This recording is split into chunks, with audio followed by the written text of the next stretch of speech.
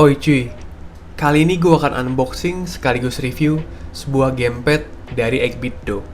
Ini adalah Egbido Pro 2. Egbido sendiri memang sudah terkenal dari dulu suka bikin gamepad dengan tampilan klasik kayak gini. Untuk boxnya sendiri, di bagian depan langsung kelihatan bentukan dari si gamepadnya itu sendiri. Dan di sisi lain dari box ini gak kelihatan ada desain atau tulisan atau animasi yang aneh-aneh. Nah, nanti di bagian belakang ada keterangan kalau si gamepad ini bisa connect ke beberapa platform. Lanjut, gua buka dulu dengan cara di sliding kayak gini. Nanti kelihatan ada kotak abu, dan kotak abunya ini cara bukanya gampang, tinggal ditarik ke atas layaknya buka kotak iPhone atau HP lainnya.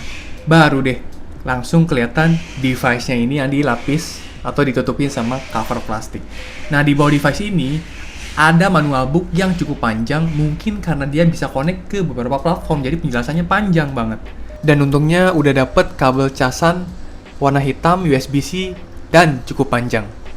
Nah, ini dia yang ditunggu. Hands-on Egbido Pro 2. Wah, asli kalau udah megang langsung, ngeliat langsung, tampilannya keren banget. Neoklasik dengan dua warna kayak gini, ngingetin gua sama controller jadul macam PS1. Di bagian belakang sini, itu ada bagian baterai yang tutup bukanya itu gampang banget. Dan bahkan ini baterainya bisa diganti nih sama baterai AAA. Terus ada tombol makro P1 dan P2.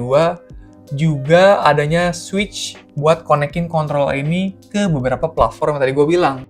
Di bagian atas ada beberapa tombol seperti controller biasanya dan tombol connect, USB-C, dan lampu indikator yang nyala pas nanti dicas.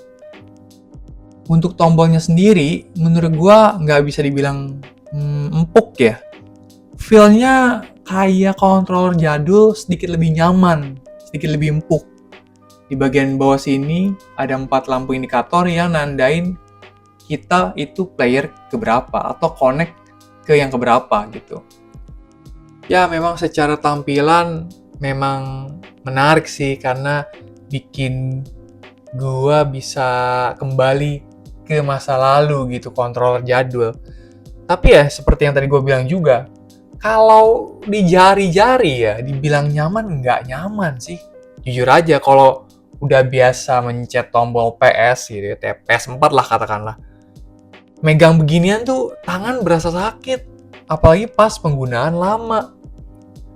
Jadi menurut gua ya ini controller bagus di mata aja sih. Yaudah, sekarang gua kasih denger suaranya kayak gimana.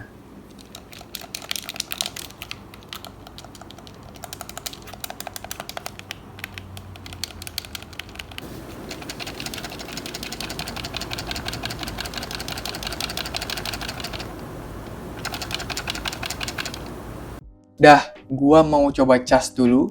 Dan nanti pada saat ngecas, indikator lampunya nyala nih kayak gini. Dan untuk arusnya sendiri dia cuma make 1,7 watt, ya 0,3 ampere lah. Nanti kalau udah penuh, indikatornya mati. Meskipun masih ada arus yang masuk, tapi kecil banget. Dan wattnya juga kecil banget, 0,1 watt.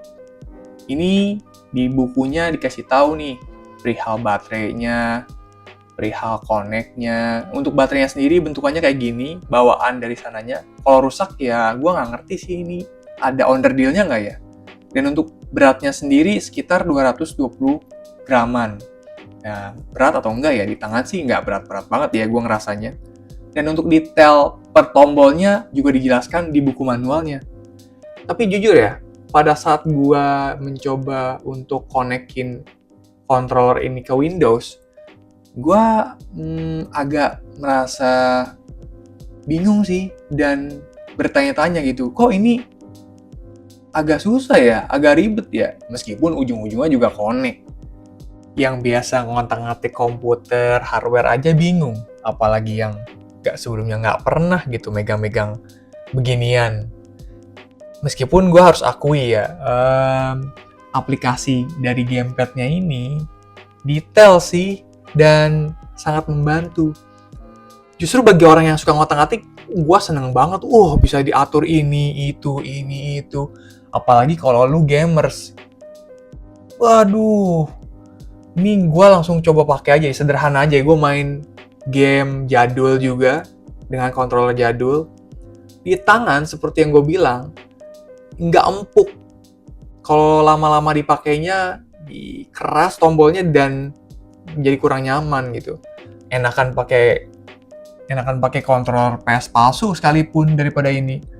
Tapi ya, pada dasarnya memang bukan kenyamanan deh yang diincar dari controller ini. Tapi memang vibes mau kembali ke masa jadul, tampilan jadul.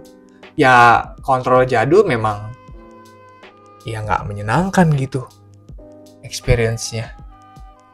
Kecuali sih dari awal lu emang nyari yang tampilannya jadul, sikat 8-bit Do Pro 2. Dan BTW baru beberapa hari gue pakai. Bagian analognya udah putih-putih begini nih, kegesek-gesek. Ya seperti yang tadi gue bilang sebelumnya, kalau lu memang nyari controller yang tampilannya jadul, enak dipandang, keren ya, go ahead beli si 8-bit Do Pro 2 ini. Tapi kalau lu mengincar kenyamanan, ya controller ini bukan buat lu sih. Ini memang buat orang yang nyari tampilan aja menurut gua, dan gak peduli amat soal kenyamanan.